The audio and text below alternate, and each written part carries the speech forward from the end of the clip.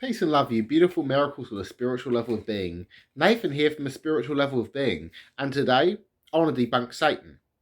Now, most Christians have read their version of the Bible, but not read the original Hebrew version. Now, the word Satan actually comes from the Hebrew word Hasatan, which means the accuser. So if you're reading the Jewish traditions, well, their text, I should say, it has the accuser, who's an angel in God's court, whose job is to seduce mankind away from God, so that way mankind has free will. Now, the Bible was translated from Hebrew into Koine Greek, so they've made major mistranslations. Lots of mistranslations are in the Bible. Now, the Gnostics understood this as well from years of change and adaptations of other traditions.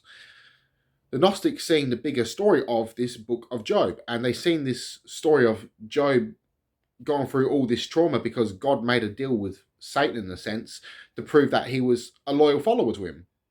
And the Gnostics knew this is not an act of love, so they seen this as a vengeful, jealous, wrathful God.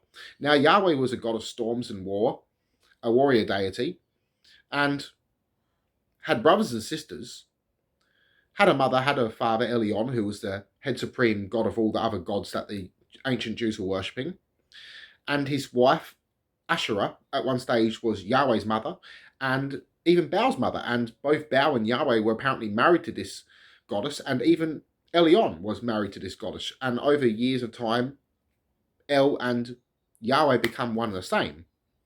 Now, throughout years of persecution to get rid of these other gods and goddesses worship, they ultimately really changed a lot of the doctrines. And the same thing has happened through Christianity. They were killing other lots of Christians and destroying doctrines and rewriting their own doctrines. And the Catholic Church have even made their own forgeries. The Orthodox even done the same as well. And this has gone throughout the era. So the oldest writings were coming from the Gnostics and the Essenes, with the Christian groups I'm referring to. So, both these lots didn't believe in Satan. Now,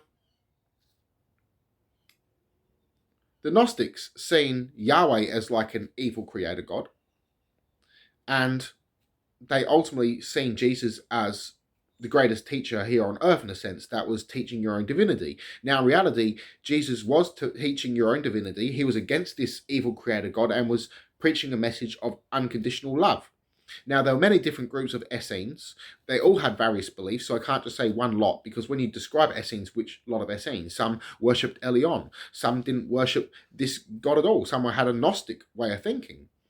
Now, some were more like the Jews and just seeing God.